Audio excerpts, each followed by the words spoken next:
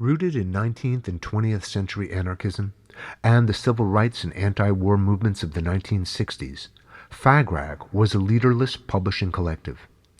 Spurred by the Stonewall riots in June 1969, gay people everywhere followed the chant, "Out of the closets and into the streets." It was the first truly public manifestation of homosexuality in America. To read Fag-Rag today is to marvel at the diversity of viewpoints organically evolving in the pages of what was once referred to as the most loathsome publication in America.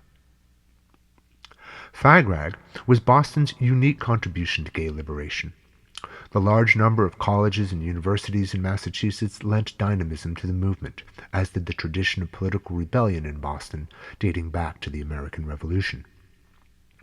"We took up a call for revolution rather than simple reform," Charlie Shively said.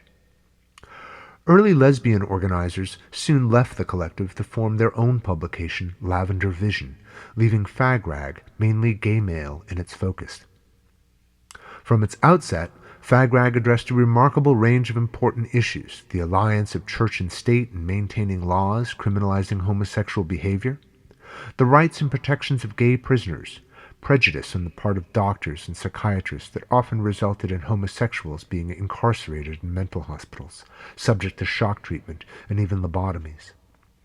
Advice was given on how to avoid the draft and how to avoid violence in general. Issues of gay parenthood and communal living were addressed, as well as men's health and the need for an alternative to the gay bar scene, which at the time was the only social outlet available to most gay people. Particular attention was given to the special challenges faced by the Black and Latino members of the community, as well as the rights of transvestites and gender non-conforming persons. Michael Bronski was involved in Fag-Rag from the first issue to the last. About it he has written, "We never solicited articles. That would have implied a sort of hierarchy of quality or cultural selection. Fag-Rag was dedicated to all voices. We were suspicious of hierarchies, of acceptability and fame. Our vision was to promote the work of those without voices. Almost all of Fag-Rag was from unknown writers, and Fag-Rag had no editors. The idea would have been anathema." And we said, "Well, what are we gonna call the paper?" And someone came up with the idea of Surrender Dorothy. And someone else came up with the idea of Kumquat Times. And I forget what the other candidates were, but I think I came up with the idea of Fag-Rag. And Charlie Shively is a Whitman scholar, a Walt Whitman scholar. So, and Walt Whitman was known as the good gray poet. So Charlie, with his wit, decided we start a publishing line called the Good Gay Poets.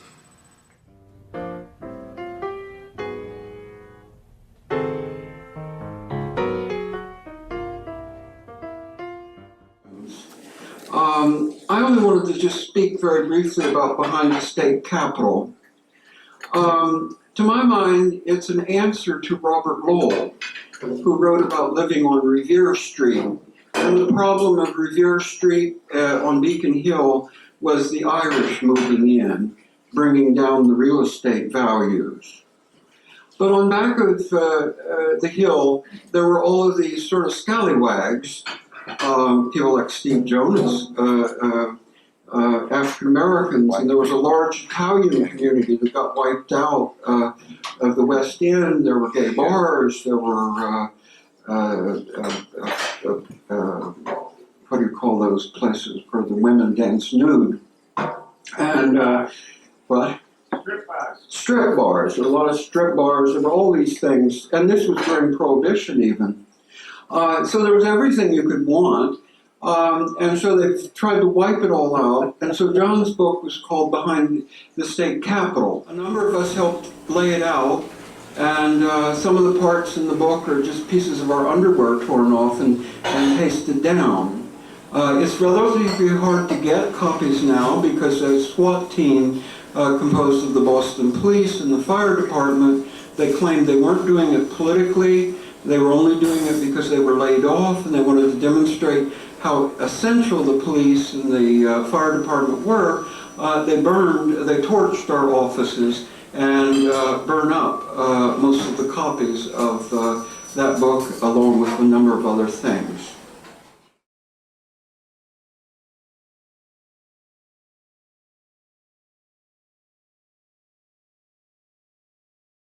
So this is called Children of the Working Classes. I mean, I think that a lot of what's going on in this decade has been sort of the rise of the masses somehow.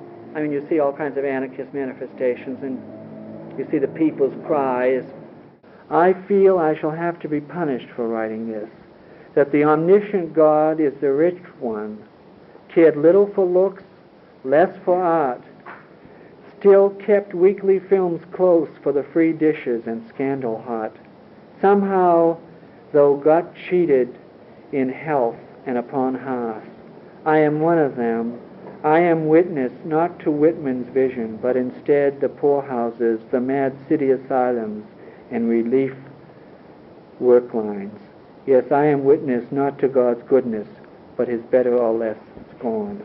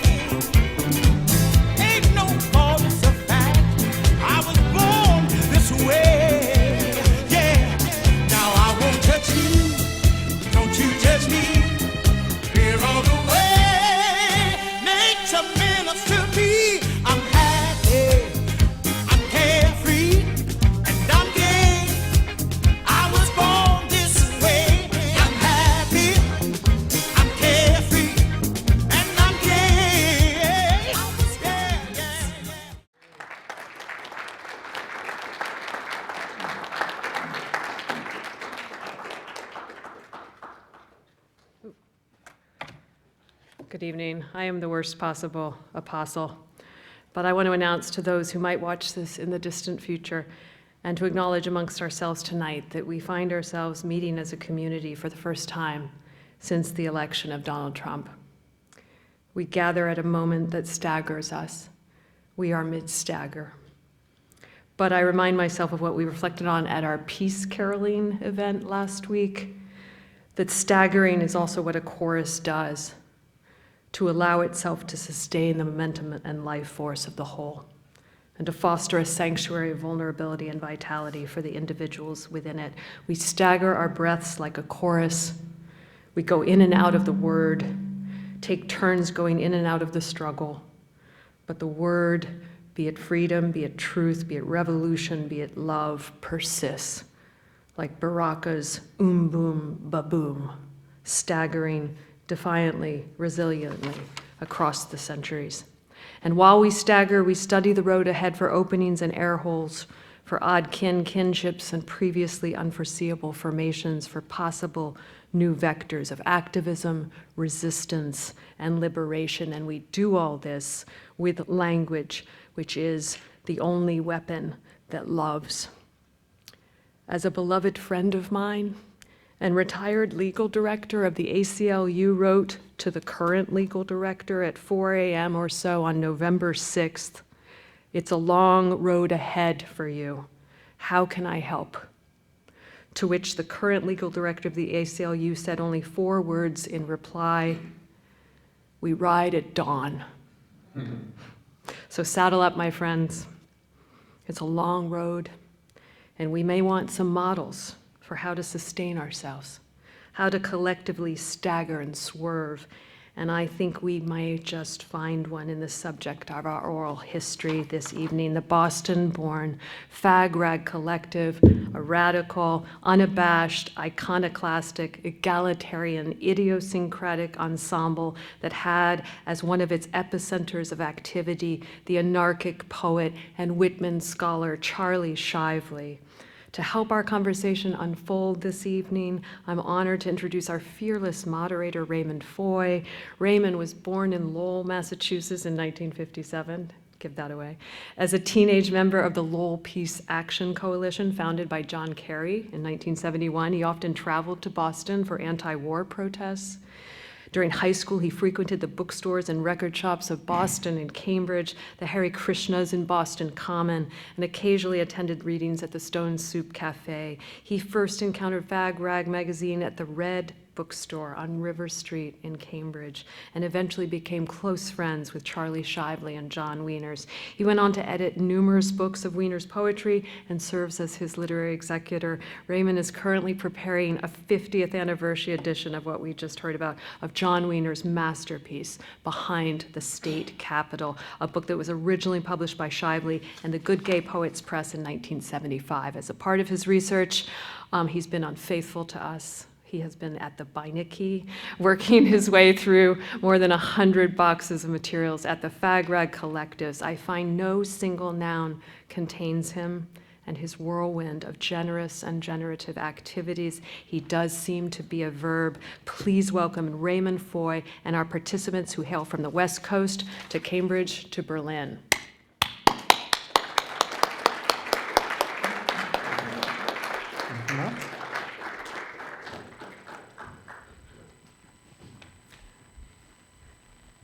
Well, thank you very much, Christina. I'd like to begin by thanking and acknowledging Christina Davis of the Woodbury Poetry Room and the Lamont Library for organizing this program, for seeing it through, lo these many months. It is one more of a remarkable series of presentations that she's given us at the Woodbury Poetry Room over the past several years, most of which you may view online. I'd also like to thank Christina's assistant, Mary Graham, Associate Curator of the Woodbury Poetry Room, for her impeccable and gracious organizing skills. I'd like to thank John Mulrooney for that marvelous video presentation that you just saw. The opening remarks that I wrote for this evening, we decided to use as the narration of that film, so you need not hear them again. I'll simply add that I hope at some point all of you will go back and read the many issues of Fag Rag, which you will find online on a number of websites accessed by a simple search, or in any number of research institutions in this area. Those of you who wish to go deeper into the subject, I would recommend that you make an appointment at the Beinecke Library at Yale to examine the more than 100 boxes in the Charles Shively Fag Rag archives, as I've been doing in recent years. You will be returning to a time when homosexuality was defined as a mental illness, when hunting down homosexuals was the sport of many, including the Vice Squad of the Boston Police Department. You will discover the roots of a revolution fueled by many emotions, but above all by love. I'm sure there are many of you in the audience who were around at that time that Fag Rag was being published. Some of you were closely involved, and we very much wish to hear from you during and after this presentation.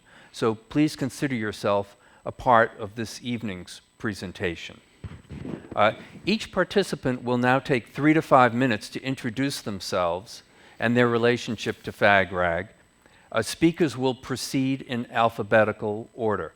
Michael Bronski in person, James Dunn in person, David Grundy via Zoom, and Aaron Shern via Zoom. This will be followed by, at approximately 6:40, by a conversation amongst the participants, concluding around approximately 7:15 p.m. with a formal Q&A session with the audience. And we begin with Michael Bronski. Hi, thank you, Raymond. I have to see what works.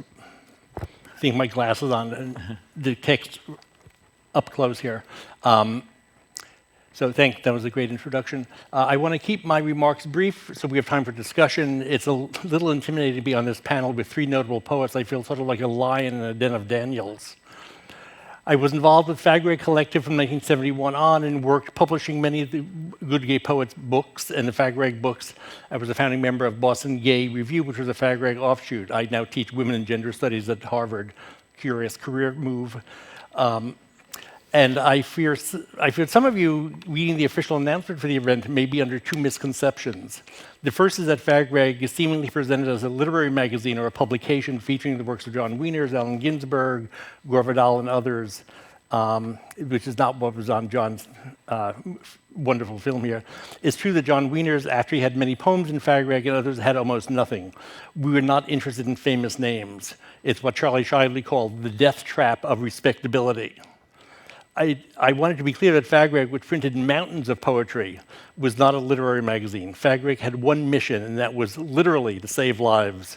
FAGRAG was an outlet not only for men who had never had a voice, but who had been exposed to constant, often horrible, damaging oppression. I know at least 3 early collective members who had been forced to have electroshock treatments as teens. Many had been arrested for sex crimes. 2 were kicked out of college for being gay. Some had almost no contact with their biological families. Several had attempted suicide, and all of us were harassed by the police constantly. This was a small group of men. It was even worse for many people who were our readers and our contributors. I'm sure Aaron, who was a member of Gay Men's Liberation in Boston, will talk about this later. There was plenty of poetry in FAGRAG, but it was the writing of people who were driven to write about their lives, their desires, and their sexuality. This was really the first time they could do so publicly. It was what Charlie called in FAGRAG 13, giving voice to 1,000 screams. We would frequently receive poems or erotic drawings from men saying that they lived at home with their families and could not keep them in their room, and asked if we could actually print them or even share them with others. By the spring of 1975, FAGRAG was getting close to 70 poets sending us poems each issue, sometimes 10 of them. That's 700 poems per issue that people had to read. Poetry was a lifeline. It was the heart of the movement. The idea of quality was antithetical to our politics. We felt that everybody was a poet. We did our best to print at least one poem by anybody who sent us material. Literary quality, or literature in the sense that we use it today, had nothing to do with it. The reality was that FAGRAG was anti-literary. It scorned literary production. As Charlie wrote in Poetry, Cocksucking, and Revolution, he loved saying cocksucking. This is the quote. Most poetry and the literary scene run like any other imperial industry. Grants, publications, books, anthologies, professorships, editorships all involve competition, infighting, and distrust.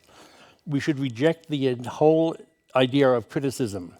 What it is an elaborate grading system where poems and poets are sorted out like eggs for the market. We have simply tried to print poems that 5 or 10 of us meeting on and off for a few months found were speaking to us. I remember walking with Charlie in the spring of '75 to the Boston Athenaeum to hear James Merrill read. I said, "This is exciting," and Charlie responded, "This is where poetry goes to die." I suspect he may have thought of the same as the Woodbury Poetry Room. For Charlie and FAGRAG, poetry was at its finest, its purest, was when it was spontaneous, direct, unfiltered, and uncurated. Everyone is a poet, he said, and yet, everyone is a poet, everyone has yet to live love, to dwell in their own energy and their own loving, their own being. We can debate ideas about quality and what is a good poem or a badly written poem. I personally think this is a complete waste of time. At this moment, I think it's a political disaster. Books are being banned in school libraries not because they're well written or badly written, but because they're about queers, trans people, or people of color. Drag queen story hours are being shut down not because they're well done or not well done, but because they're queer.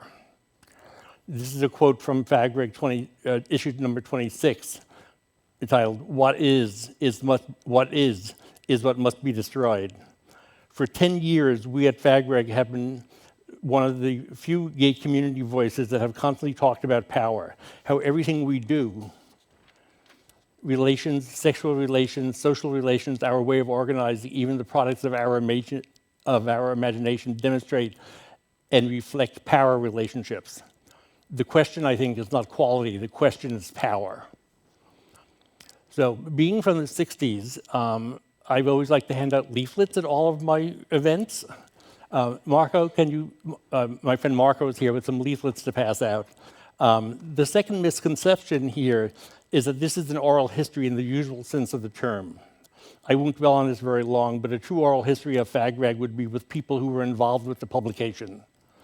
This is not to say that we won't have a great conversation, we will, and all these men are actually friends of mine, but it will not be an oral history of FAGRAG. This flyer lists the names of people in the collective who would have been here if they had been asked in person or on Zoom. The back of the flyer, which Marco designed, lists the names of FAGRAG members who have died. They also should be remembered. You can look at the flyer later, but the last lines of the reverse side is from the Russian anarchist Bakunin, which is the unofficial motto of FAGRAG. I shall continue to be an impossible person as long as those people who are now possible remain so. Thank you. I'm going dry. I can have my water. Poet James Dunn. Hi, I'm one of the people who, thank you. I met Charlie post FAGRAG, so I was not a FAGRAG collective, but I met Charlie as a poet. And it was through poetry and friendship with John Wieners that I became friends with Charlie. I got to know Charlie and his work better through my involvement with Jack Powers and Stone Soup in the 1990s, where Charlie and I were featured there together several times.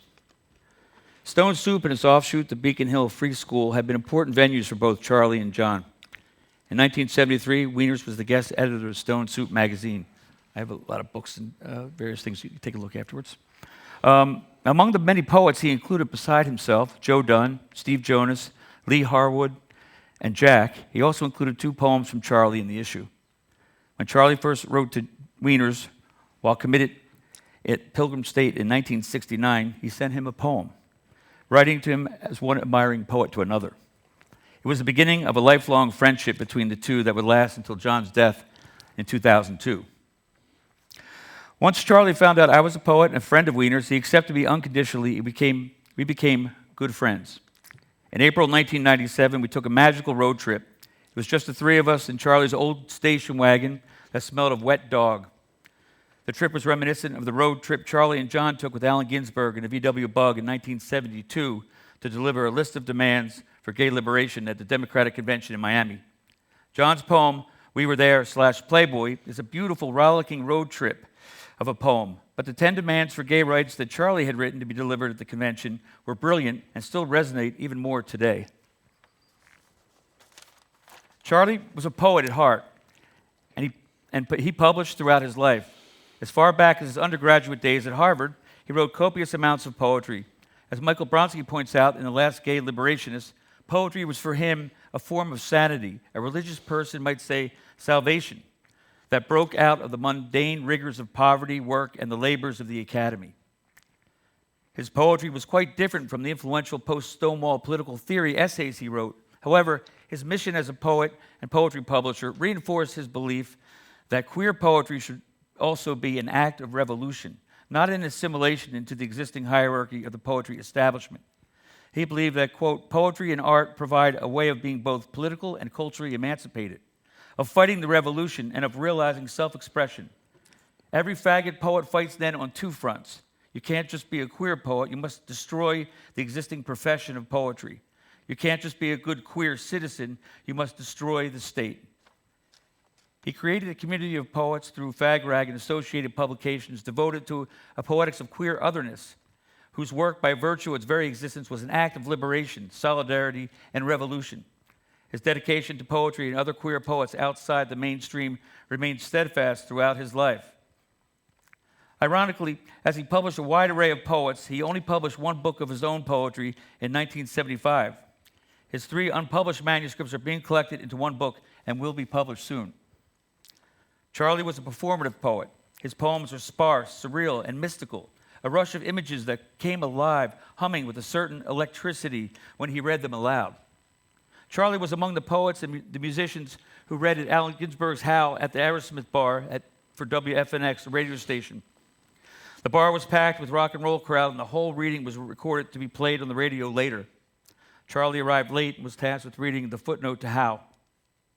He approached the microphone without any hesitation, delivering the most stunning and brilliant incantation of "Holy, Holy." His voice insistent with a rhythm, cadence, and enchantment that mesmerized the crowd. He delivered it with conviction and the bewitching charm of a Southern preacher or a charlatan. He was an anarchist at heart, and his performance was incendiary. Charlie's house on Broadway Terrace was a rambling purple funhouse of sorts.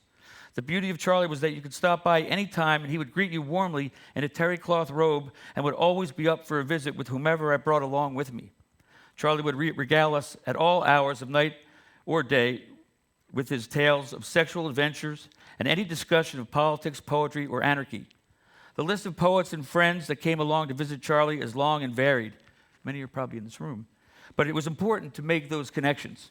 Charlie grew more eccentric from the time I met him in the early 90s, but his sense of humor and his dedication to poetry and poets never wavered. Thank you.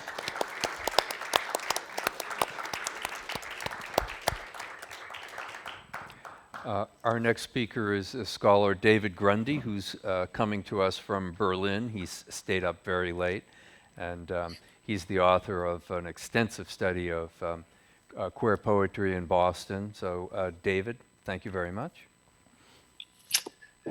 Hi, everyone, and greetings from Europe, and I'm looking forward to taking part in the discussion. So I wasn't around for FAGRAG. I was too young. I came late to the party, principally through reading the poetry of John Wieners. In UK experimental poetry scenes, Wieners has long been revered as a kind of gay saint by a select few. Recently, a new generation started to dive into Wieners' gay liberation contexts.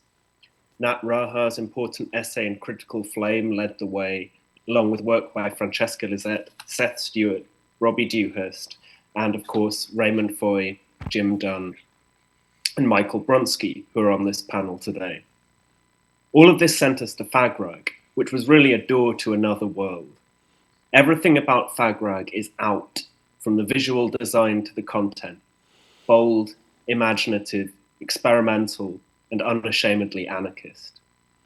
In 2019, Michael Bronski came to the UK to launch his pamphlet on Charlie Shively, the last gay liberationist. And since then, we conducted long conversations on this history.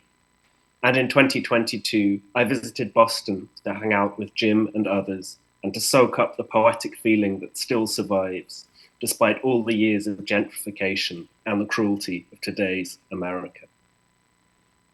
And that was research towards the book of mine that Raymond mentioned. So I have a lot of things that we can maybe talk about later. But for now, Charlie Shively was part of a libertarian communist anarchist tradition that includes Charles Fourier and I'd argue also people like Alexandra Kollontai in the pre-Stalinist USSR. He was an anti-imperialist and a prison activist. He was a scholar of Walt Whitman and of American anarchist traditions, like his work on Lysander Spooner. And then there are his essays in FAGRAG, like Cocksucking as an Act of Revolution, which are in some ways unclassifiable. His writing refuses genre distinctions on principle. It combines theory and archival research with gossip, with rumor, with the jubilant thrill of lived sexual experience. In FAGRAG, Shively published some of the first important criticism on poets like John Wieners and Stephen Jonas, the so-called occult school of Boston, this tradition of underground, working-class Boston gay poetry, bringing it into the world of gay liberation, keeping it alive. This was an act of advocacy, of love, and of care. We can see that too in the way that he and others like Jim cared for John Wieners, and in his commitment to FAGRAG and the Good Gay Poets Press. Good Gay Poets published Wieners alongside numerous other poets, including Aaron Shuren's great poem, Exorcism of the Straight Man Demon, and poets of color like Morris Kenney, Stephanie Bird, and Adrian Stanford. This was all about the small press, the DIY aesthetic, the opposition to the poetry biz and to the literary mainstream, rather than the art world and coterie poetics, which are still too often people's historical frame for gay poetry. Jim read out that great quote, which I ended up using as an epigraph for the book, about needing to both destroy the existing profession of poetry and to destroy the state, and about these being part of the same thing. So maybe we can say that, for Charlie Shively, there are two lineages, one political and the other poetic, and that both are experienced through sex and through sexuality, and that for him, these are one and the same. He refused divisions in his work and his life, passionately and with full commitment, an act, many acts, of revolution. So that's it for now.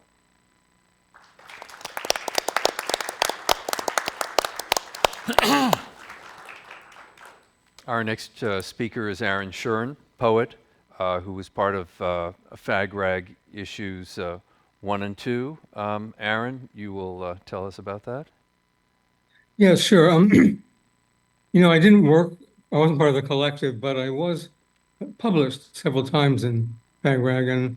But most importantly, as I've been thinking about this, I was a reader of FAGRAG. I was really who FAGRAG was written for, in a way. I really want to talk a little bit about the times and what it felt like to be in this milieu of articulation, really. So I didn't work on FAGRAG, I read it religiously. I want to talk a little bit about how that went down in 1971. I was fresh out of Berkeley with an advanced degree in the gay bars of San Francisco. How many desperate, lonely nights of self-loathing? How many instant tricks and empty romance? Then Stonewall happened, and the house shook on its foundation. Within a year, I'd moved to the East Coast and attended a large radical left protest in support of the New Haven Black Panthers. There, a group of gay men bravely formed a gay caucus, and, caution to the wind, I joined. In that little improvised sanctuary, bruises, losses, humiliations, and a reservoir of fellow feeling began to coalesce and shape themselves into something called gay pride. At the end of the rally, a young man with long blonde hair flying in the wind, representing our group, fearlessly announced to the assembled thousands that the gay members of the Gay Caucus were happy to be part of the revolutionary family.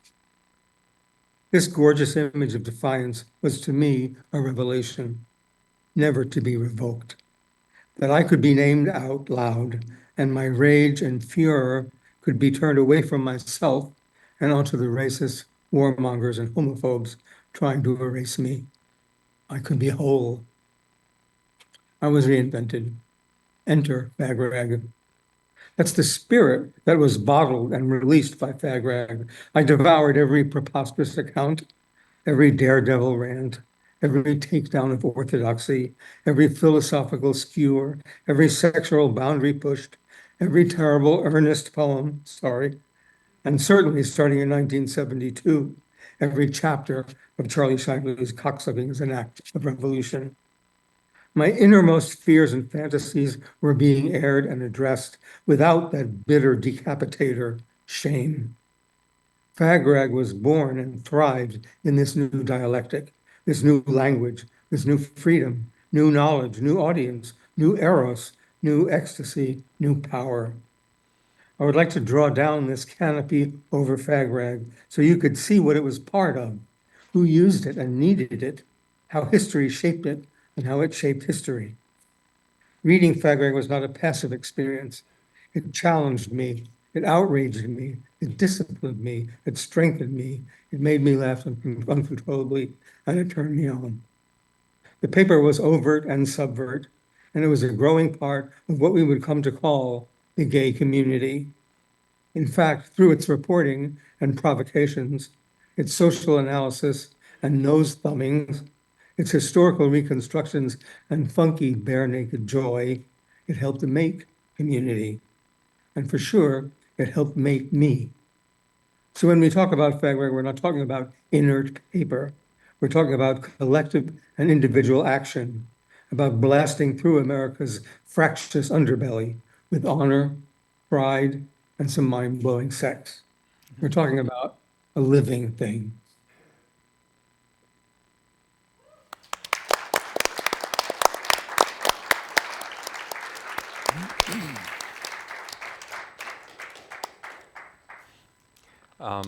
We have a monitor here to see what you're looking there in case you're wondering why we might be looking down. I want to begin by asking Michael Bronski to give us a little picture on, in practical terms, how FAGRAG was set up, how it was laid out, how it was printed, how it was distributed. Can you kind of start in the beginning? with Sure, that? sure. Before that, I just want to point out, I believe it was actually Aaron who came up with the name Good Gay Poets, not Charlie. And I believe there are 12 people who claim to have come up with FAGRAG, that it was not only John Mitzel, it was Attrier. In fact, at least 2 of them may be in the room right now. Hi, Mark. Right, so I came in on FAGRAG, not FAGRAG 1, but FAGRAG 3, and at the Red Book store, which was on River Street. And we had collective meetings with Gay Men's Liberation. The FAGRAG was its own separate, hugely overlapping with Gay Men's Liberation. Right, we would have discussions about what people wanted to write. The first 3 issues, I believe, had no names assigned to the articles. They were collectively written, even though some of them were written by one person more than by others. This changed by, I believe, issue 4, when an interesting discussion, right, that people felt that if they wrote something, they wanted their name on it, and other people felt if you wrote it, you should take responsibility for it. Right, so it cut in both ways. But we would lay the paper out at Red Book. For a while, we laid the paper out on the light tables at the Indochina Peace Campaign basement offices on Brookline Ave, I believe. So if people, I think there are younger people here, right, by laying out, we meant that we would actually print out sheets on typewriter at first, later on they were typeset, and cut them, and on a table with light underneath it, you would actually put them on what was called boards, and you would literally paste it on with wax and lay out each issue, which is how books are laid out, the Good Gay Poets books. In 75, we moved over to offices in Gay Community News and had all of our meetings there. And we used the Gay Community News layout. This was the office that burned down. But it really was a collective effort. It really was people coming together, endlessly fighting, endlessly having disagreements, personal, heavily political, over all the terminology. I could go on actually for 2 hours, but Did you have trouble getting printers to print the magazine? sometimes no, often yes. I believe at one point Charlie was driving with his VW bus that you were in out to Worcester to print it. We had one printer who was doing it for a while, and people in his printing plant complained about it. The images, maybe even shocking now, were really shocking in 75 because they were, people fucking and sucking and rimming and stuff. We always found something. Often we were like squeezed into a printer who was doing supermarket ad flyers and things. When we put out Boston Gay Review, a nod to Harvard, we actually used the Crimson printer, which you could rent at night, and they were actually very happy to print for us. Now, Charlie gets a lot of attention, but is that really accurate for you in terms of how the balance worked at FAGRAG? No, Charlie was the glue that held everything together. Charlie was the only one with the car. Okay. Charlie was the only one that after 78 had his own home. Right. Charlie was endlessly, tirelessly able to work, doing everything and keeping everybody calm. But it really was a collective effort, right? It really wouldn't have happened without Charlie at all. Also, Charlie was, to be fair, Charlie was one of my best friends. We spoke every day on the phone from probably 73 until his Alzheimer's, and then I spoke every day or once a week, and I was his guardian as well. So we and took care of his estate. So we were there for a long time. But it wouldn't have happened without Charlie, but it wasn't about Charlie. And Charlie would be the first one to say that it was not about him. And John Wieners, what was his role there? Somewhat tangential, really. Tangential, complicated question. Charlie had, all these people I'm going to mention are actually dead, I think, or they're not here. Charlie had a tendency to want to take care of people. All of his lovers, almost all of whom identified as actually heterosexual, needed taking care of, whether it was Gordon or Mark or Lenny or Louis. John was, as you may have seen, John was very damaged by electroshock and drugs, and he needed taken care of. And Charlie understood his genius, and he'd bring him to FAGREG meetings, and basically John would sit in the corner and scribble stuff, or sometimes come to the light table, but never really contributed anything. I mean, he's very sweet, Yeah. but quiet. And I mean, a few years ago, my Amy Hoffman, a close friend who was editor of Gay Community News, when she learned about John, she said, "Oh my God, I thought John was this homeless person Charlie had picked up and brought to the office. I had no idea he was this world-famous poet." But John had little input, but we printed many of John's poems. And again, not because of quality, but because they spoke to us. Yeah. Aaron, your broadside was the first publication in the Good Gay Poets series? I think so, yes. Yeah. Yeah. Could you tell us a little bit about that experience? Well, it's hard to remember exactly what surrounded it, but what I did notice when we just picked up things recently was that I didn't sign that poem, that broadside. My name wasn't on it, and I think it very much represented a collective spirit, really. It was collectively written, as so much was, really. I can't emphasize enough how much the times or history contributed to what we individually experienced. And that was published, actually, I'll show you. This was published in 1972 as a broadside. And then it went out, as Michael said, I think, as an insert into one of the issues of FAGRAG. FAGREG 10. Do you want to read it for us, or some of it at least, or read the Yeah. read the I can give- broadside? yeah, Oh, I'll read hold it. on, just a moment. Just Mike. a moment. I have yet another leaflet. Marco, could you pass out the poem? Okay, give us a few moments. Sure. I actually had the smaller broadside that was included, and I printed it up at the Women and Gender Studies office this afternoon. We've been talking a lot about the collective nature of this. Michael, what's it like today in the world of social media where everybody is online as opposed to back then where everybody met up in person? I'm the wrong person. I'm not on Facebook. I have AOL. Yeah. I'm not on Instagram. Yeah. I don't do social media. It's very different, right? I mean, obviously, when I talked in class about this, people would say, "How did you get people to come to a rally if you didn't have Facebook or Instagram?" I had to explain that you actually made phone calls to everybody. You had a phone tree, right? Or you put up flyers, whether you in San Francisco or whether you're in downtown Boston or in Cambridge on lampposts. Organizing is much easier. ACT UP would not have happened without email. You think so? Not the way it did, Yeah. right? And certainly, but on the other hand, you're losing the personal touch. You're actually losing people interacting. Yeah, because when you read FAGRAG, you're also hearing about, people are going to dances, they're having potluck suppers together, they're meeting lovers, they're breaking up.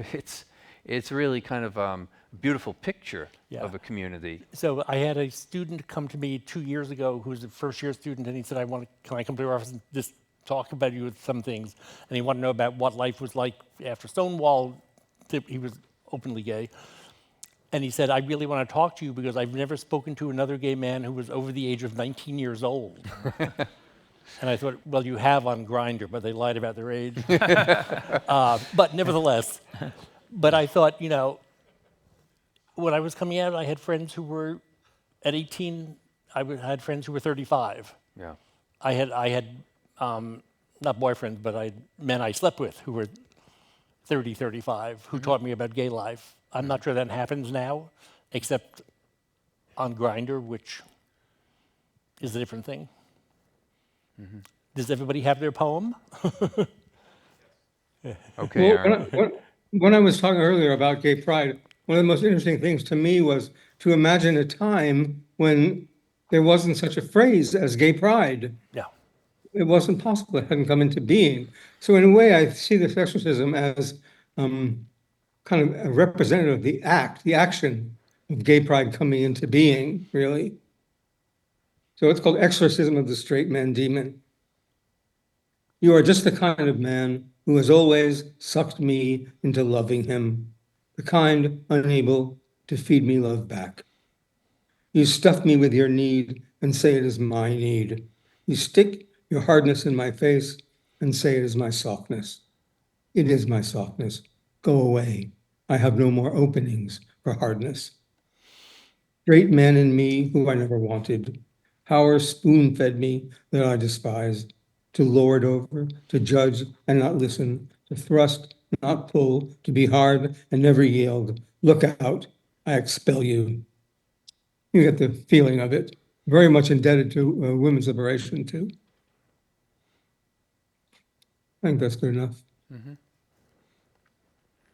Jim, you're working on collected poems, or a selected or a collected poems of Charles Shively? Yeah, Charlie had 3 manuscripts, and so Eric and I are putting together, and we just got through the introduction. Are you getting to know him differently through his work than you did? So, first read, it's strange, because I couldn't get inside the poems, but now going through them again, I feel the electricity. They all are uniquely formatted. He had a really unique way to write poems, and they're sometimes very sexual. The images come and go. There's intensity to the mysticism to them, but there's also, a real nostalgia for Ohio and his grandmother's sideboards, and it's all mixed together. And I think it's really unique, and I've developed a new appreciation for them. And there's a lot of I was them. totally preposterated by them, I have to admit. I didn't understand them at all. Yeah. Also, people know Charlie grew up really poor, like on a pig farm poor, in a place called Gobbles and Knob, Ohio, which somebody said to me, you can't make that up, really. And he was both attracted to it and drawn back to it and loved it and ashamed of it, and came to Harvard and hated Harvard and loved Harvard. And they're in the poems, too. Yeah. I used to joke, like every poem would go, cock, zipper, lip, unlock, zipper, cock. And Yeah. But then, they'd always lead to that. But then now I realize that those towers have many secrets in them. I mean, so it's interesting. I always thought of the poem as Amy Lowell's Imagist poetry, only on acid. Yeah, exactly. Was there a lot of acid around at the time in the fag rag crowd? I mean, were drugs an important part of that scene? Certainly people smoked marijuana. I don't think people did a lot of acid. I think a few people. I think taking acid at that point was sort of something that you did when you went out into the woods with your friends. I know Charlie went out with, I think, Alan Troxler and Alan Barabee and Paul McPhail, and they like planned it, right? You didn't what we a few years later would call party acid, right? Where you'd actually take 2 tabs and go out to the bar. They didn't do that. I mean, acid was seen as more of a mystical experience. And maybe mushrooms were as well, but it was not a druggy crowd at all. Was it a bar scene crowd? It was, to some degree, it was, yes. So I was in Gay Liberation Front in Manhattan, where we would go to meetings in 1969, right after Stonewall, where we'd never go out to bars because bars were evil and run by the mafia. And when I got here, I was completely shocked when, after a fag rag meeting, where everybody said, well, let's go out to the other side now and go dancing. That I thought was like bizarre that you go out to the bar. But we did. We went out to the other side, and people met one another at Sporters. Public cruising was a place where we saw one another. In the Fenway, I would frequently see Richard Millen or Charlie or Dan Kiefer. Curiously enough, we hardly ever had sex with one another. A few people became part-time partners, a few longer than that, but Charlie has a great essay called Incest as an Act of Revolution, which is, why wouldn't you have sex with your best friends if you all believed the same thing, spent all your time together, and formed a community together, which would be incest. And we didn't do that. David, I wanted to ask you, we hear about this phrase, the occult school of poetry, when referring to poets in Massachusetts and Boston. Could you tell us a little bit about what that means, where that comes from, and how some of the poets of Fag Rag might fit into that school? Sure. Well, so you saw Stephen Jonas very briefly in the video, and it comes from Garrett Lansing's foreword to a book of poetry by Stephen Jonas, where he says there is an occult school of Boston unknown. So it's a pun. It's a pun on an interest in the occult and mysticism that you find in some of this poetry, but also the idea that the poets are hidden, that they're an underground. And kind of in a way they've been excluded from the mainstream, but they're also embracing this status, this kind of collective underground status. And so, you know, in the 1950s, Stephen Jonas, Ed Marshall, John Wieners, people coming over from San Francisco like Jack Spicer, Robin Blazer, they're writing this poetry that is out, queer poetry, gay poetry, but, you know, restrictions mean that you can't have a fag rag at the time, you know. So this is being distributed in a kind of underground way.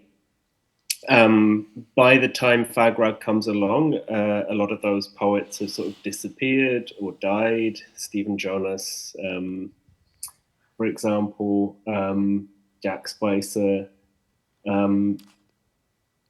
But one of the things that happens in fag rag and in Charlie Shively's criticism is that these poets are kind of brought back into the orbit of gay liberation. They're given this new context. So Michael was talking about John Wieners kind of attending meetings, even if he wasn't in a state to fully participate, he was kind of still there. And Charlie has this great essay on Stephen Jonas, who is a very complicated, contradictory figure. And so if Fag Rag is a paper that is publishing the works of live poets, the work of someone who's sending a poem from their bedroom, it's also publishing the work of these dead poets and, let's say, bringing them back to life, resurrecting them, which I think is, you know, this really important part of lineage. There's this story that Allen Ginsberg tells in the Gay Sunshine interview, I think, about this kind of line that goes from Walt Whitman, who sleeps with Edward Carpenter, and then when Edward Carpenter is old, he sleeps with Allen Ginsberg. Sleeps with Gavin Arthur. Yeah. Right, Gavin, yeah. Who sleeps with So Neil, it's who sleeps with Alan. Yeah, it's a longer line, but so that line is like a kind of a family tree without reproduction. Shoot, I slept with the wrong person. It's called the daisy chain. Yeah, it's amazing in Boston, for really a relatively small city, say compared to New York, Chicago, San Francisco, what a vital movement it had, an incredible amount of talent, poets. In a minute, we're going to start to ask people in the audience to start to share some of their experience. But Michael, I want to ask you two questions. One is, going through back issues of Fag Rag, I don't know another paper from the time that pays as much attention to the needs and issues and politics of people of color. I mean, it's absolutely remarkable. And then my second question is, could Fag Rag exist today in the same way with its aesthetic? But maybe address the first question. Sure. I think that if you're looking at gay publications, yes, today we would have LGBTQ publications. Mm-hmm. Looking at gay male publications, they were almost entirely white. Certainly Gay Sunshine, Winston included some people of color, usually Latino men. The books that reviewed, he would solicit articles. Fag Rag had an amazingly large number of African-American men. We published the first book called Black and Queer by an African-American, an openly queer African-American man. But Ken Dudley, Thomas Doughton, Sativa, Larry Anderson, who's on the cover of Fag Reg 13, were all integral. Ken Dudley, for years and years, worked on Fag Reg, and just, I mean, I'm sure we could have done much better, of course, but it was, it really, you know, I think that you can't imagine the gay liberation movement without seeing it in the context of radical feminism, which Aaron referred to before, right? And your poem is complete. I'm looking down at him now, and your poem is completely congruent with much radical feminist poetry and the Black Power movement. Right. The class I'm teaching next semester is Black Power, Radical Feminism, and Gay Liberation, and it's just amazing how you would see the same themes and demands coming up. Could it happen now? In a way, right? We actually saw that Black Lives Matter was started by 3 queer women. But you know, after Black Power movement, after Black Lives Matter, the whole landscape is very different. Certainly after last Tuesday, the landscape is very different. Right, to go back to what I said before, it's about power, not quality. But I do think, I mean, David writes about this in the book, right? I forget the name of the poet who has a few poems. The only ones we have from him are those poems that he moved to Canada. Prince Yusi Ndugu. Yes. And do we know anything about him? No, I couldn't find out anything apart from these poems in Fag Rag, and I think one article in the Canadian Draft Resistors magazine, and that's it. Yeah, and yet, you know, he sent poems in and we printed a bunch because they spoke to us. Yeah. And Adrian Sanford's Black and Queer was literally the first, and Stephanie Bird's 25 Years of Malcontent is a good gay poet's book, and not the first, but certainly one of the earliest Black African-American lesbian poetry books. Michael, why did it end then? Was it AIDS, or why did Fag Rag end in 1987? Was it just a coincidence, or what It was just people, you know, I mean, the collective kept on changing. It was partially AIDS. We can talk about this later too, but I read through all the Fag Regs in the past week. It is amazing if AIDS begins in 1981, with the first cases reported in the New York Times on July 3rd, I believe, or July 4th. AIDS almost never comes up in Fag Rag. Fag Rag was dedicated to sexual liberation. Charlie could not deal with AIDS.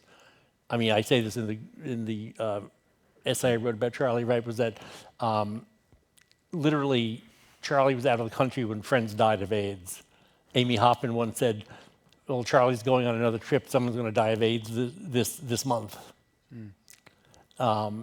It was overwhelming. It didn't have to, but it hit it, for him, it hit at the core of sexual liberation, but it didn't have to. We actually learned about safe sex pretty quickly. Yeah.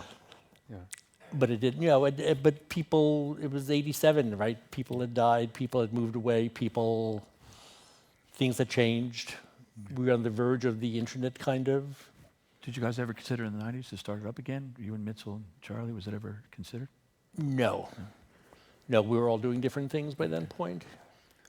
I guess the most spectacular event in the whole annals of Fag Rag are Charlie Shively's appearance in Boston Common, where he burns the Bible. Can you tell us a little bit about from your angle what happened there?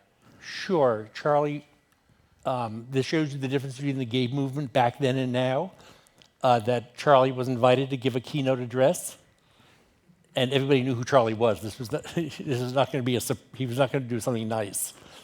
And he showed up. I remember driving over with him in his VW Bug, and he had a walk with him in a bunch of paper bags, and he burned. He gave a stirring speech. It's in one of the Fag Regs. It's in Gay Community News, I think, too. He said he got a PhD from Harvard, and they wouldn't let him teach queer history or gay history at Boston State, and he burned the degree, which he actually didn't do. He burned a copy of it, actually. I found the degree in his house. I found the diploma in his house later. He said that, you know, he's lived with his lover for 20 years, and yet the insurance company wouldn't let him register it as a domestic household, and he burned the insurance policy. he then got to 2 other burnings and then took out the Bible and began reading Leviticus. And the crowd literally went wild because it was clear what he was going to do with the walk on stage. Right, and he ripped the pages out, and literally half the crowd screamed, burn it, and the other half said, stop him, stop him. And he was burning it, and actually, John Mitchell always loved this, that Brian McNaught, who was a member, I think Brian is still alive actually, a very devout Catholic, member of Dignity, the Catholic group, jumped on stage and pulled the burning pages out of the walk and stomped on them to put out the fire. And John said the notion of having Brian McNaught stomping on the Bible, even though technically it was actually just the Hebrew scriptures, not the Christian Gospels. But Was anybody else here for that event? 1, 2, 3, 4. Ron Scarlett, a musician from Boston. Ron, what do you remember about that day? Here's a mic right there. My recollection of that event, it seems to me that over the years, massive mythology has built up about the audience reaction to Charlie's very impressive piece of political performance art. There's an excellent book, Stand By Me, The Forgotten History of Gay Liberation, that covers it in great detail. Or whenever you read about it, it's on Wikipedia.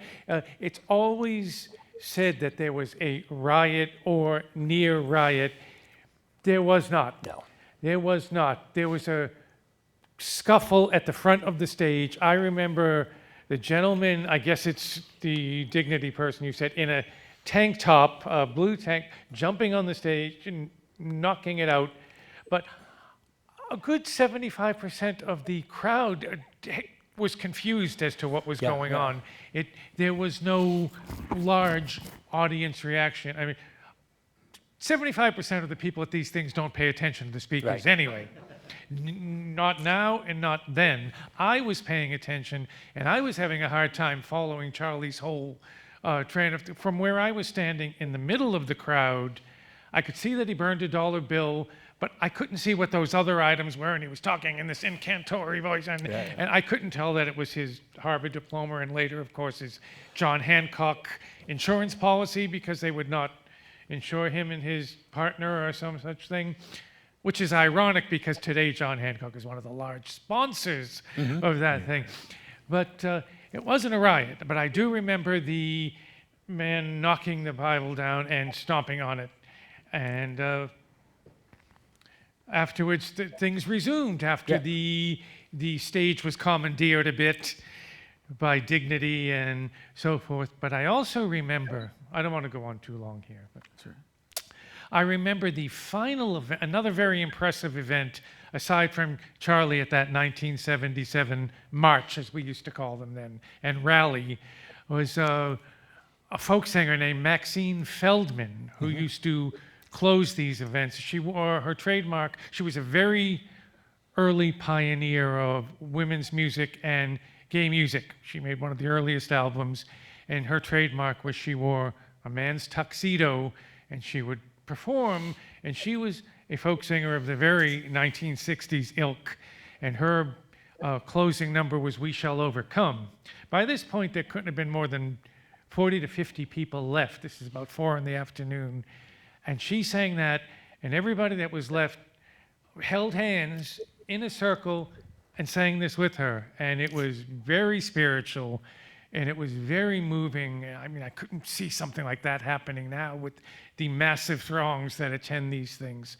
But probably one of the last times such an intimate and spiritual thing happened. And Maxine has since passed away, but that was an amazing moment too. So there was Charlie's moment, there was Maxine, and those are my recollections. Great, great. John Kuiper is in the back there. John? Introduce yourself, please, John. Okay, well, I am John Kuiper. I wrote for FAGRAG and much longer for Gay Community News.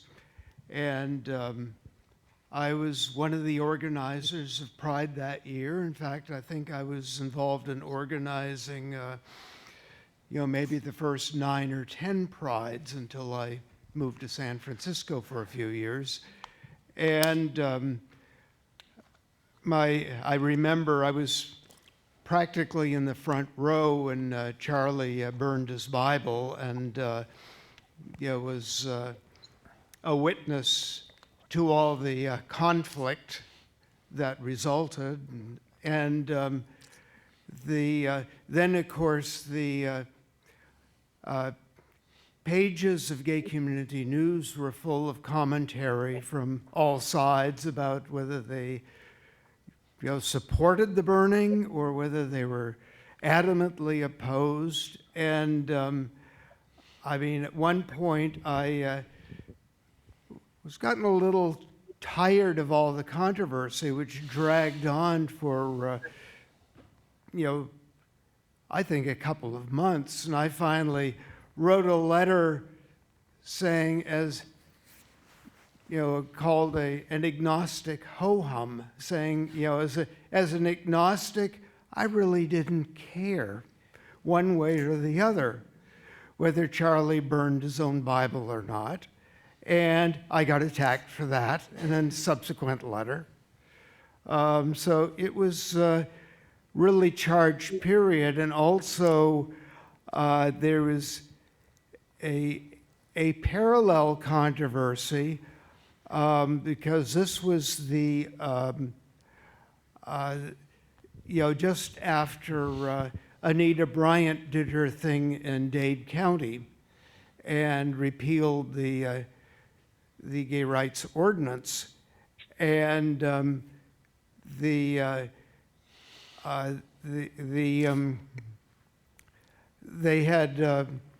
GCN featured commentary from a number of people, and one was a rather vitriolic column by Andrea Dworkin, basically raking gay men over the coals for being, totally chauvinist, sex-obsessed pigs, and so on and so forth. So it was a very tumultuous period. Mm-hmm. Mm-hmm. Mark Heumann is sitting in front of you. Mark, we saw a picture of Mark at the end of that video hawking a copy of Fag Rag #1 with his incredible curly hair and that beautiful Afghan shirt you were wearing. What was your relationship with Fag Rag? I was involved in the first issue of Fag Rag. Mm-hmm. I believe me and my boyfriend at the time organized it we were both in Gay Male Liberation and organized putting Fag Rag together. We had all gone down to Washington for May Day and met incredible people from all over the United States that were into gay liberation, and so it was quite some time. Yeah. Were you involved in the layout of the first issue and the editing? I was involved in the layout, the writing. We were at the Red Bookstore, as Michael had said, which was in Cambridge. Yeah, what kind of reaction did you get when you were selling it on the street, the way you were in that photo? Well, I was selling, that photo was at Gay Pride. Okay. So it was the first Gay Pride in Boston All right. in '71. Mm-hmm. I had also sold it in Harvard Square. How much was that issue? I think it was 10 cents, but it might have been 5 cents. It was certainly no more than 10 cents.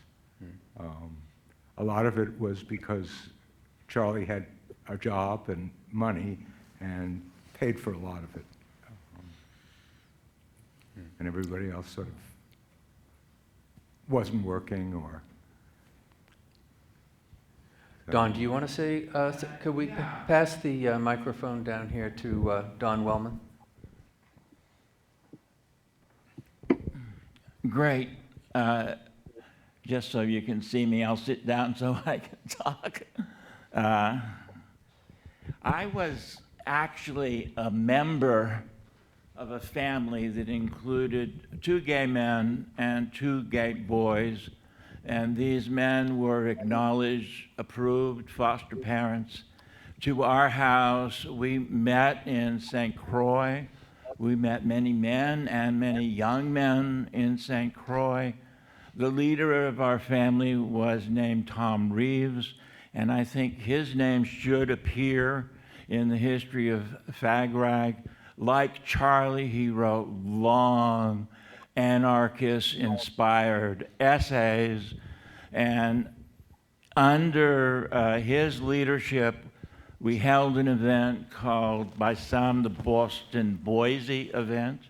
It was a benefit for the gay men who had been arrested and gay boys who had been arrested as hustlers. And I believe over 1,000 people came to the meeting in the Arlington Street Church. Gore Vidal was our featured speaker. It became a political controversy under Attorney General Ed Byrne that lasted for 3 or 4 years until, probably through the efforts of gay supporters, Byrne was removed from office. You know, and it went on, and I was a member of that family, those boys, those men, other boys, other women, until I finally moved to New Hampshire and faded from the scene. But it is a scene that is not really a literary scene for me, although I'm a Charles Olson scholar and I know that direction. That's one reason Tom contacted me. It was a warm family scene. And I'm not going to talk about NAMBLA or pedophilia. I'm just going to talk about a real life, warm family scene.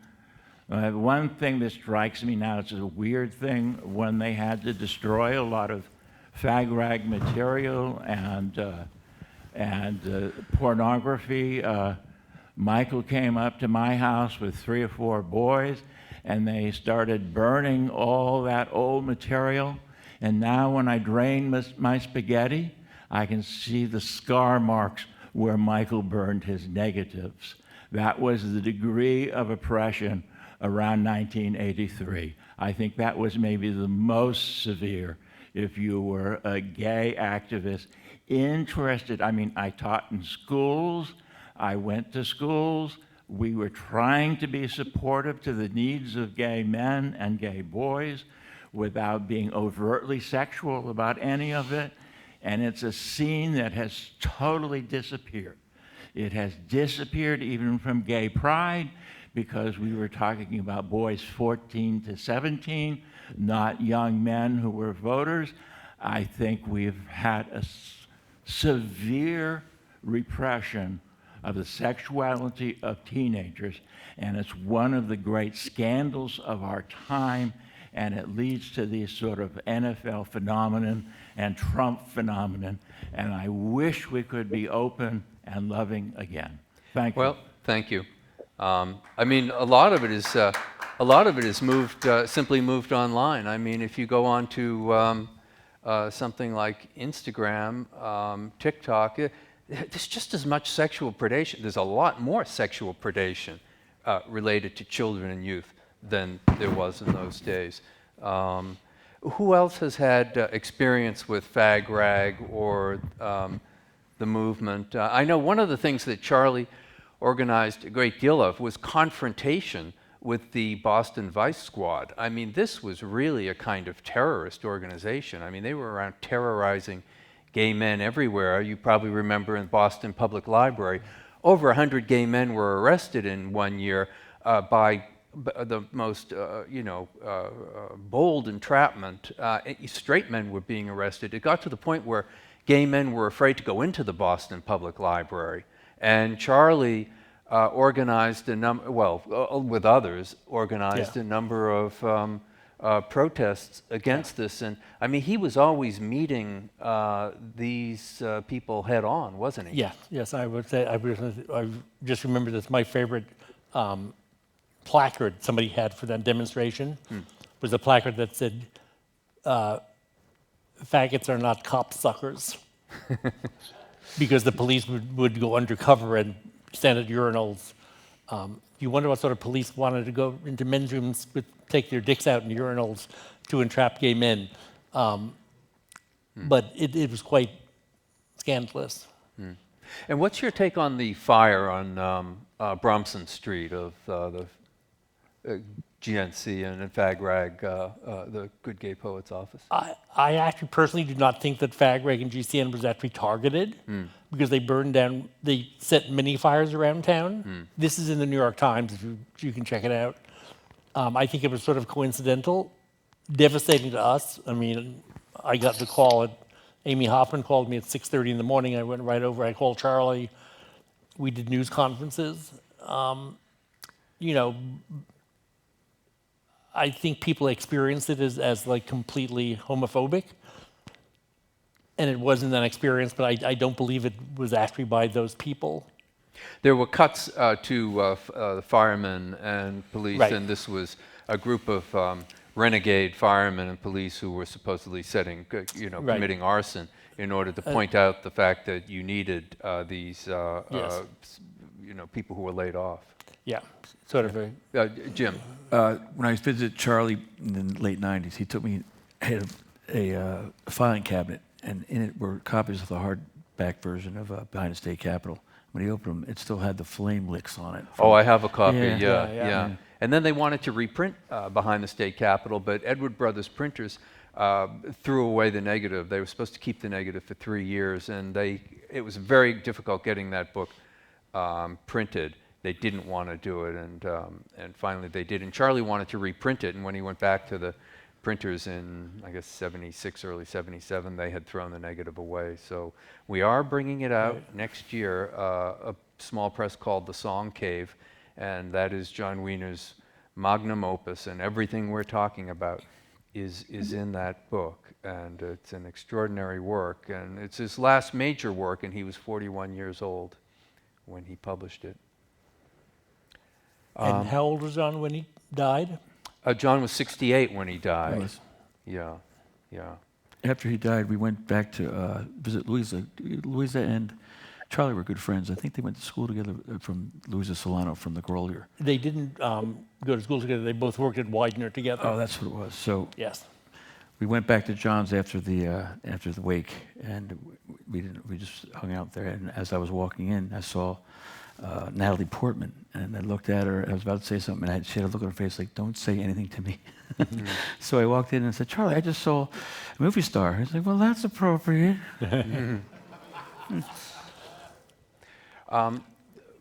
What else? Anyone else wish to? Yeah, Don? Yeah. Tom was with Charles at the public library sit-in. Yeah. And they did educational programs down as far as Bridgewater State in the campaign against Ed Byrne and that oppressive thing. And there was a guy related to Glad Day Books. His name was Gerald Mulder, and he stayed with us, and I think he was very provocative as far as the other merchants in the area where the Good Gay Bookstore was. He was from Toronto, and he was talking about bringing things from Toronto, shows from Toronto. I just remember that was part of that scene.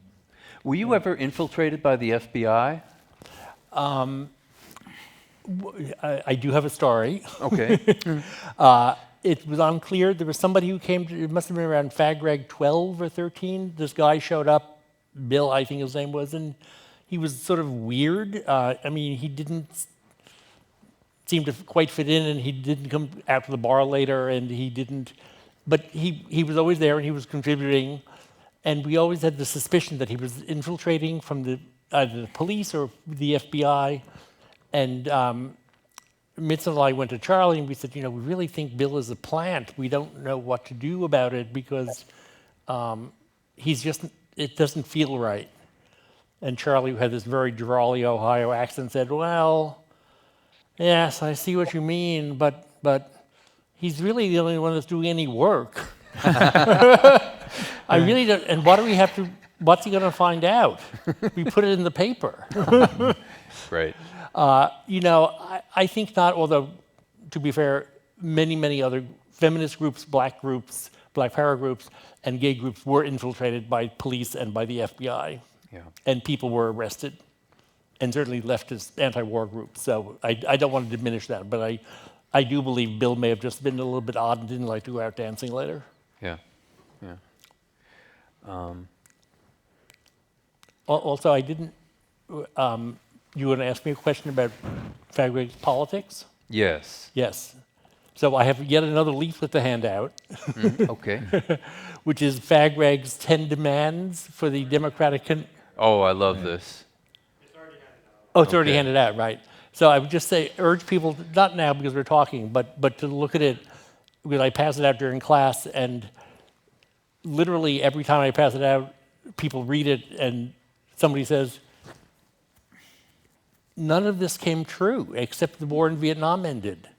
Everything is still a problem. I think it's still a template.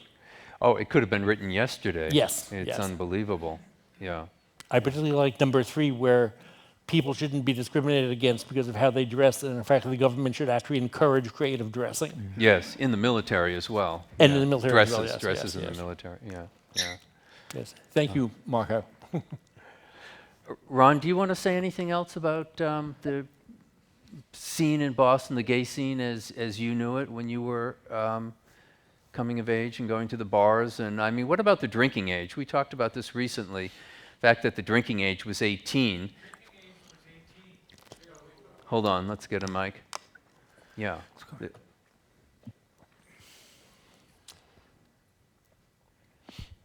The drinking age was 18, so you could go to bars any night of the week, be they gay bars or music bars, and it was a happening scene of 18-year-olds. So anything specific you wanted to?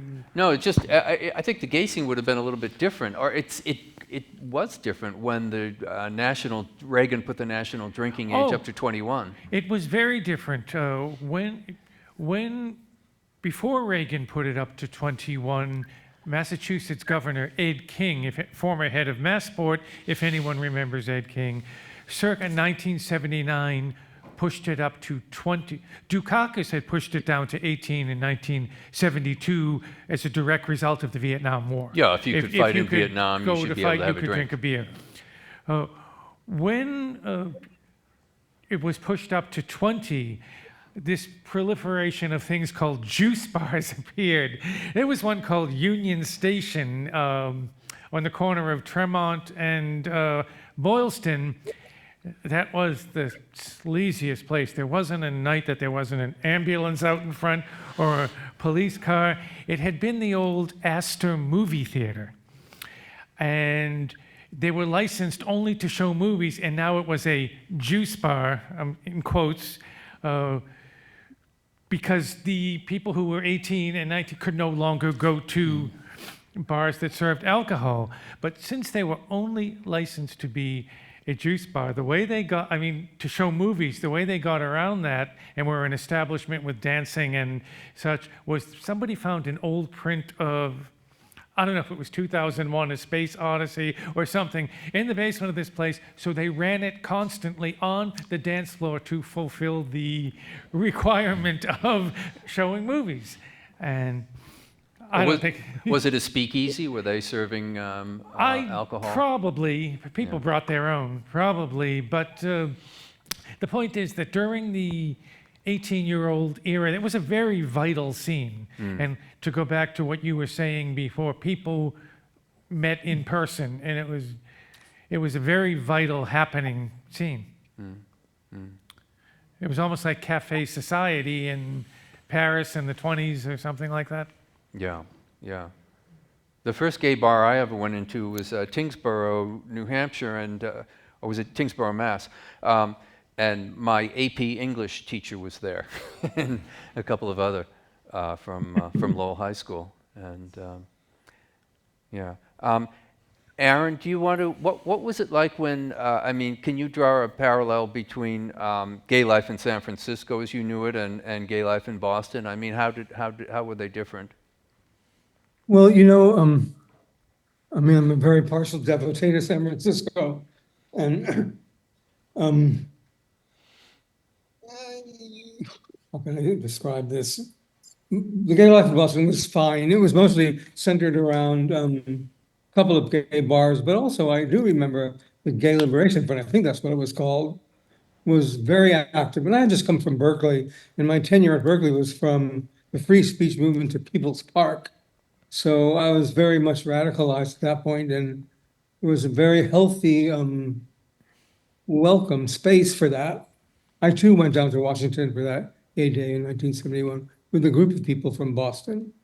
So maybe I would say it was slightly more political, but in San Francisco, you know, the queens were dancing on tabletops and drag was bountiful, and there was a spirit of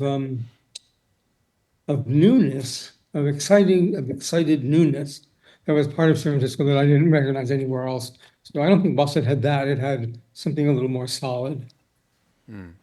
Yes. I'd like to hear from David. What was it like, although he's in Berlin, he's British from Swindon, home of Diana Dors, if people know B-level British actresses from the 60s.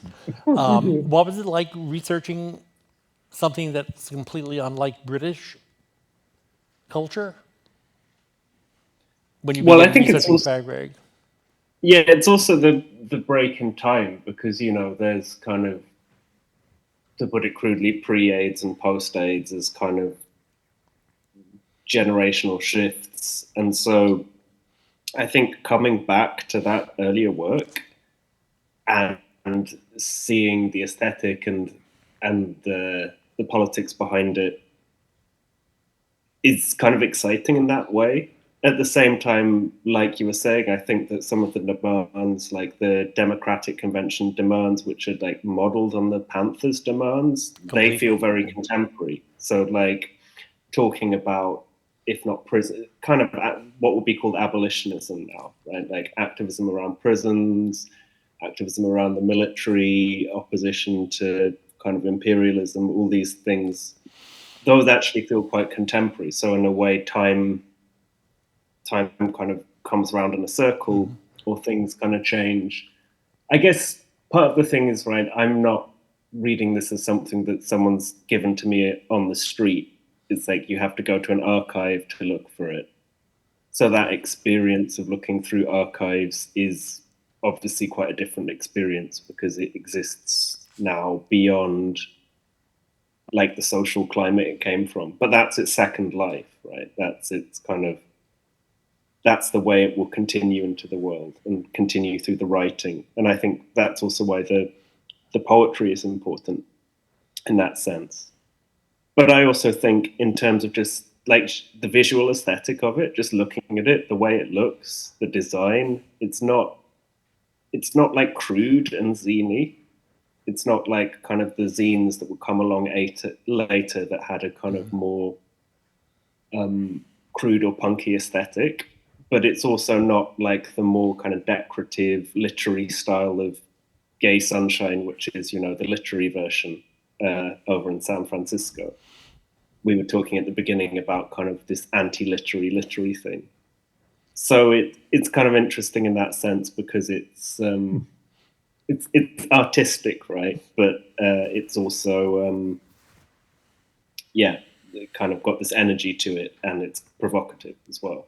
Yeah, it's really interesting to see reputations change and grow through time. I mean, you know, Steve Jonas, very, very obscure poet, and now, I mean, you know, young poets just beating a path to the door of the Woodbury Poetry Room to hear those tapes of Steve Jonas reading. I mean, everybody I know goes in there to listen to those tapes, and they are magnificent.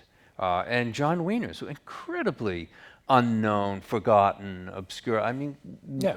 in those days. And today, it's like virtually every young poet I know worships John Wiener's. So it's real interesting over time to see how things emerge. You know, I like to think that in the end, in art, the truth always comes out, and that's what's happening. Of course, there needs to be a kind of caretaking, stewardship, and shepherding the work through, and that's the job of editors and archivists. But you can't make it happen if it's not there in the work and people don't want to read it. But we see this happening with feminist writing and with Indeed. and with African American historical writing, right? Yeah. Things are rediscovered and then things are lost again too. Yes, yes. I mean, certainly there were, when I think of feminist literature, there were literally dozens and dozens and dozens of female writers, women writers who were rediscovered in the 70s, put out in even, paperback mass market books that are again lost. I don't think anybody reads Dorothy Richardson outside of the Academy, or anybody reads Vita Sackville West novels, and yet they were issued literally in mass market paperbacks. So part of it depends on cultural trends too. And who knows, John Wiener's may be lost in 50 years. Yeah. Yeah. Or You know, considered out of date. David just wrote a long article on me for the poetry project, and since that time, I think when they advertised it somewhere, they said legendary San Francisco poet. Nobody's ever called me that before, so now I'm a legend because. Well, Boston, it was a very rough and gritty scene when, back when I was growing up in the late 70s. My concern going to the gay rights marches was that I would end up on TV and my parents would see it, because everybody watched the news at night at 6 o'clock, the local news.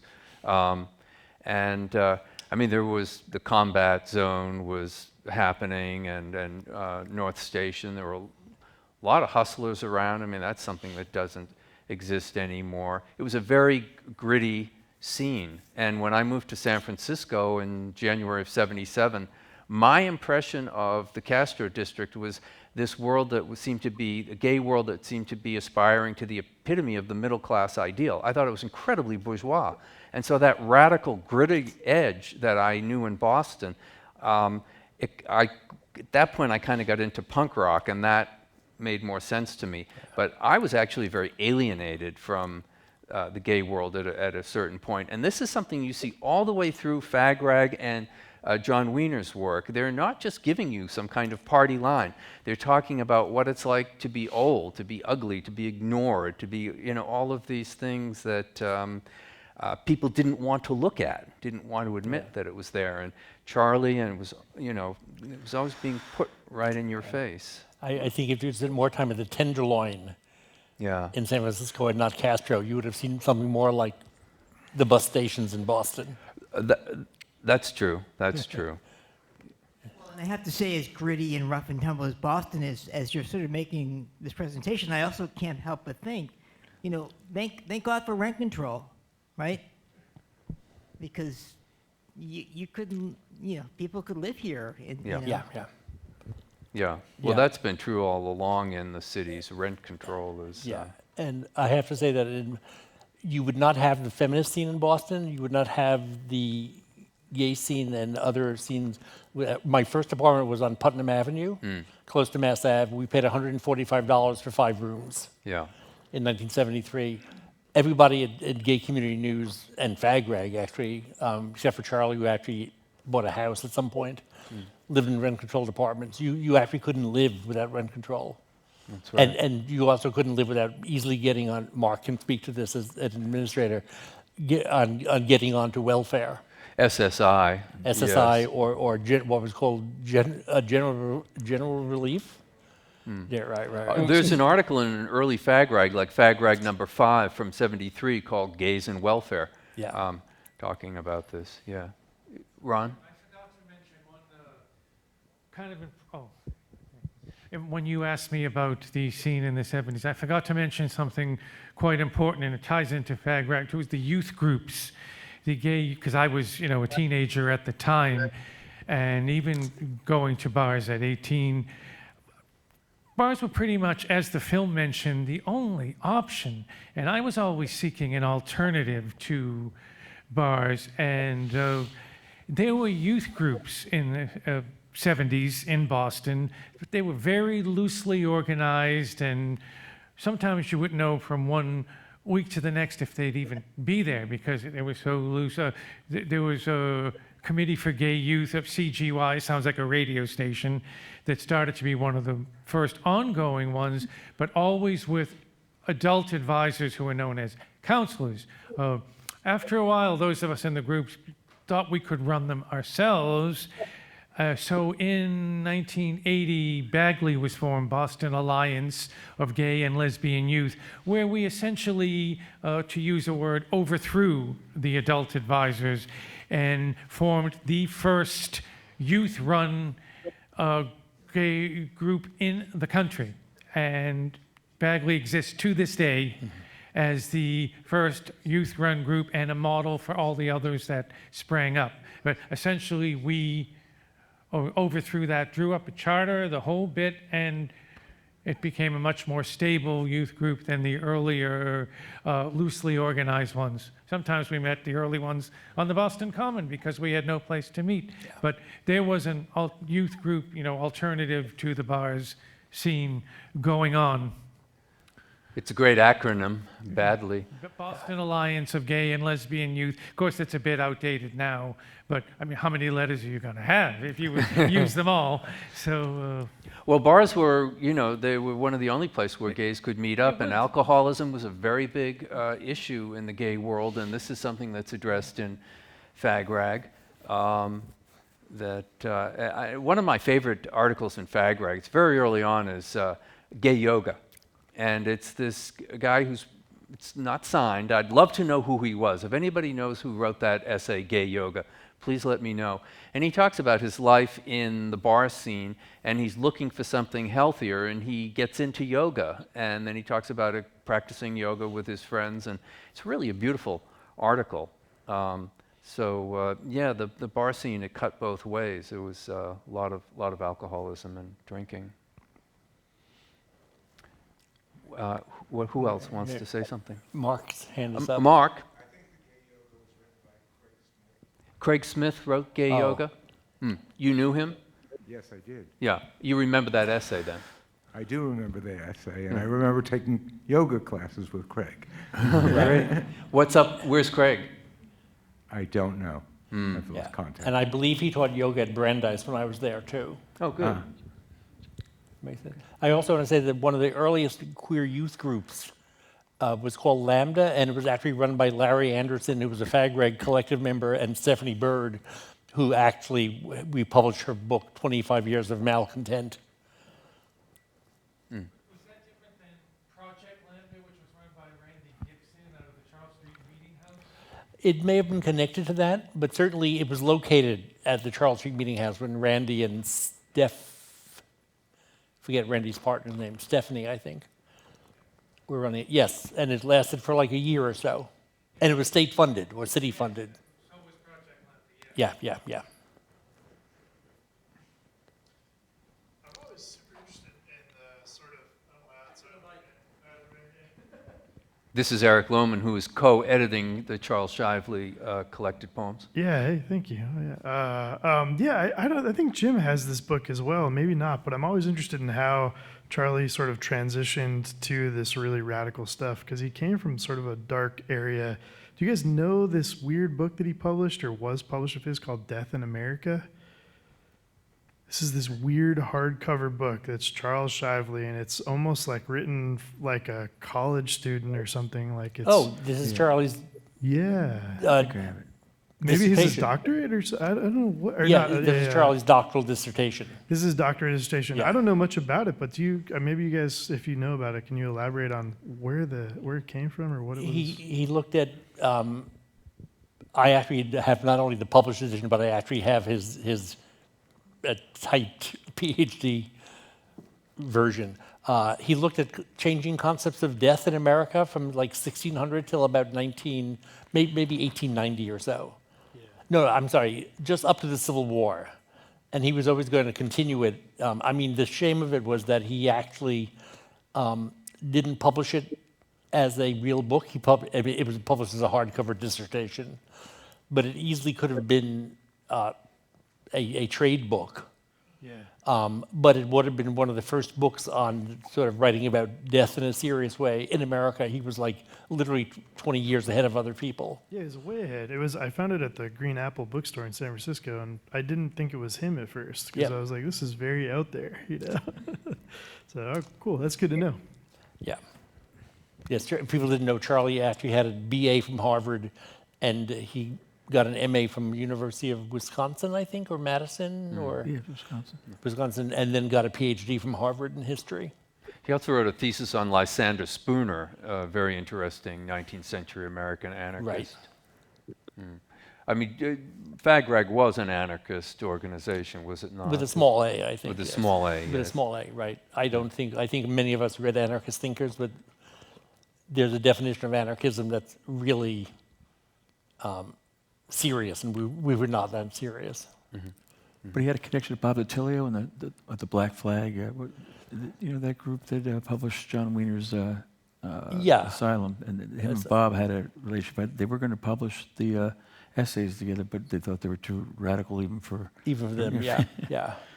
Although I'm working with a Columbia graduate student to put Charlie's essays together. Oh, great. We've been turned down by 2 university presses already. I can imagine.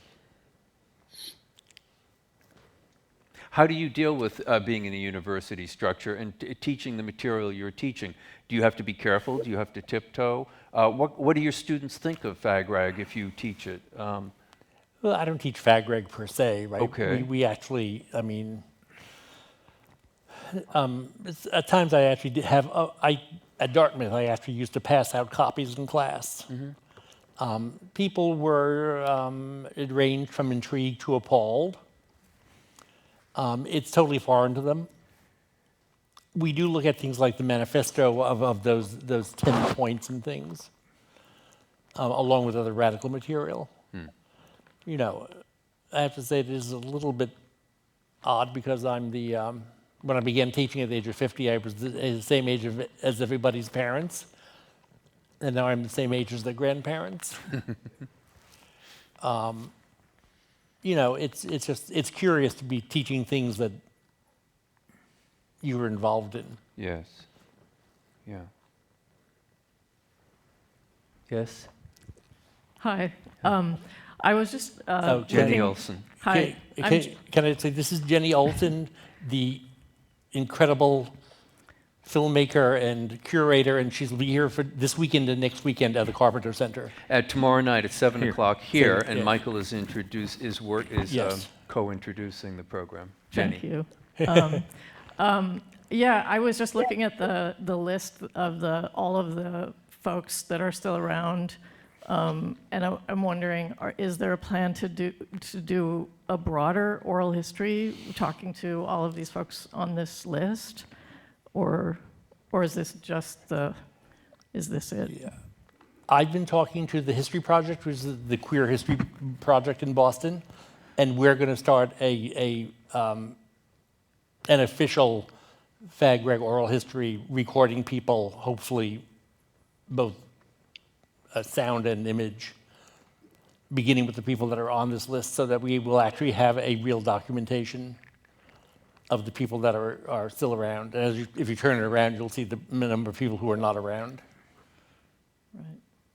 Thank you. It's so important to get that firsthand recollection. I mean, I work a lot in beat studies, and basically there's nobody left anymore who I can go to ask a question about, you know, something that happened. Mary Frank, who was married to Robert, there's 1 or 2 people. They're really all gone, and you just lose so much when you can't go to somebody who can tell you the real inside story of how things happened. It's not the same as written history. And that's why it's important to go back to read FAGRAG. Yes? Michael, do you recall anything Charlie said about F.O. Matheson? No, nothing specific. I mean, we all knew who Matheson was. Many of us had read American Renaissance. He taught at Harvard. Yes, And yes. he was gay and he was yeah. fired. And he killed himself. Or did he? As a result of being fired? Yeah, so where the North Station is now. Yes, he leapt from the hotel window.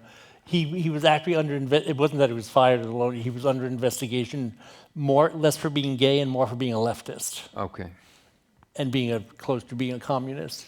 Just because we're here, I wanted to know if you heard what Charlie had to say about him or what you all thought of him. I mean, of course, American Renaissance is a great book. Yeah. Really good. And totally forgotten now for the most part. You know, I think, I mean, we all sort of looked up to Matheson. There's an article in FAGREG about Matheson. No way. There we go. Yeah, and actually, it gets even better. A FAGREG collective member, Meyer Silverthorne, is actually Matheson's nephew. And he has, Meyer has a play in one of the FAGREGs and wrote lots of articles, including one about his uncle, I believe. Did anybody here know Prescott Townsend? Anybody remember Prescott Townsend? One of the great, old figures of the gay world. There's a book called Improper Bostonians, which is history of gay life from the Puritans to the present in Boston, and he's a big figure there. He's also in FAGRAG. Yeah. He and Rene Ricard were close. Yeah. Hi. Yeah. As someone who arrived here in 1978 to write for the Real paper as a film critic, I'm curious, Michael, about how did FAGRAG situate itself against the Real paper and the Phoenix? Were they the enemy? Did you care about them when you had meetings? It's just a totally different world, or? It was a totally different world. I mean, the Real paper and the Phoenix, if people don't know, were sort of Boston's version of the Village Voice, kind of, right? And FAGRAG existed in its own world. I mean, we all read the Real paper and the Phoenix. And in fact, I ended up writing for both and writing for the Phoenix a lot later on. But it was,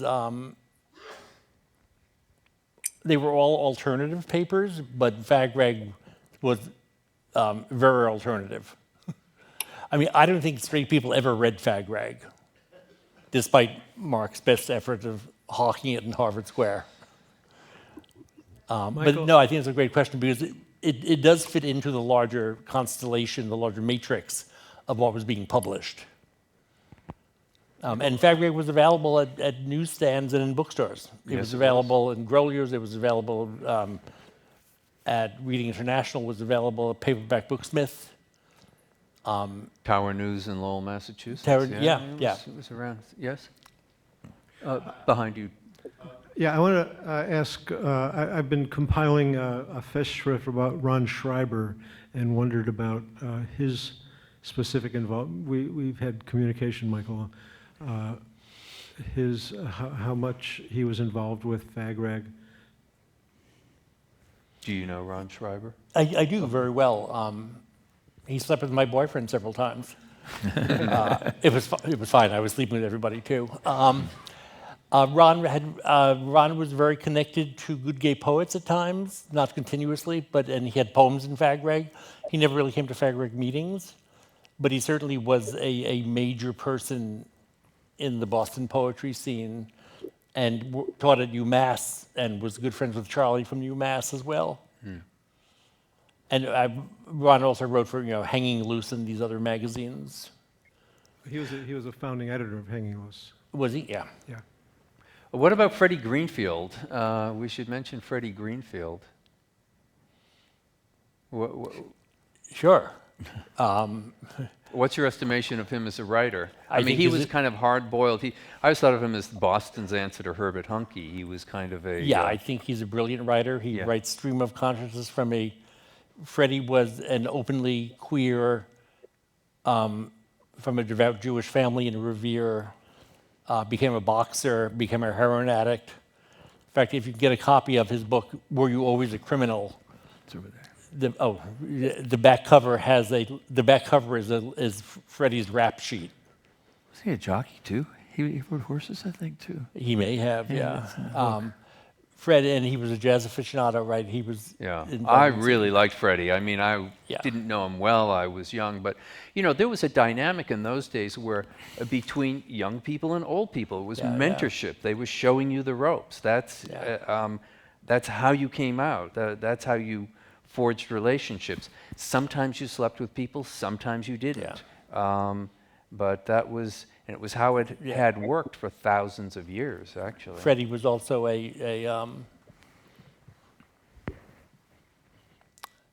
saying sex worker doesn't quite get to it. Yeah. Freddie would actually have sex with people. Freddie was a thief. Freddie would actually have sex with people often in bus stations in order to steal their wallets. Although he said he enjoyed the sex as well.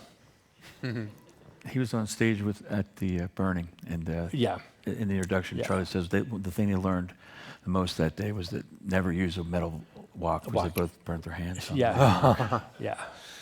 Also, Freddie, while he was a boxer, I don't think he was a very good boxer because he actually, I don't think it was the heroin. I think he was actually punched in the head too much and was sort of what we'd call punch drunk or punchy or something. Yeah. What about David Everly?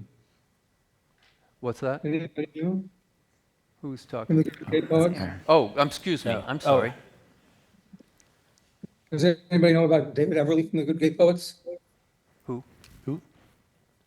David Everly? David Eberly? Yeah. David Eberly, yes. I invited David Eberly to come this evening. I don't know if he's here. I thought he was the lead writer of the group, actually. You thought he was a good writer? Yeah. Oh, yeah. Yeah. And he's still writing. Haven't seen anything about him in many, many years. Yeah, and he was not part of FAGREG per se, but part of the good gay poets. Right. Shall we wrap it up? Okay. Yeah. Oh, excuse me, one more. Well, as a young gay radical who actually ended up in a gay communist group called the Lavender and Red Union, which became the Red Flag Union, which merged with the Trotskyist group, I was always interested in FAGRAG as a kind of counterpoint to the orthodox Marxism of the time, and reading articles like cross-dressing as an act of revolution at the same time I was reading the Stalin School of Falsification and Revisited. It was a little dizzying, but it was always very interesting. There's a poem by John Wieners which I think speaks to our moment in a lyrical way. Read it. It's called Reading in Bed. Reading in bed by evening light, at the window where wind blows.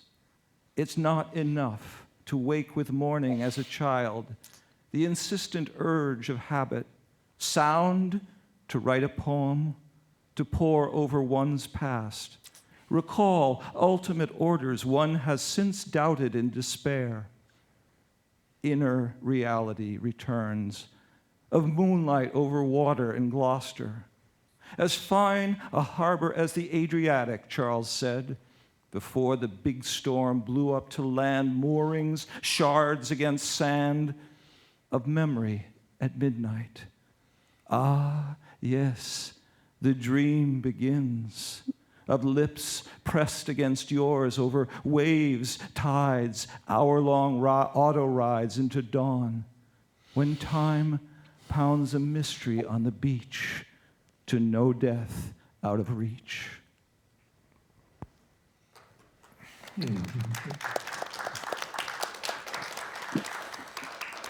Thank you, everybody. Yes. We should end there. That's in there. Yeah, there. Thank you all for coming. I have a bunch of books here if you want to take a look at them from Good Gay Poets. So We feel have free. some books here Take on a the look. piano you could have a look at. Thank you. Thanks, Raymond.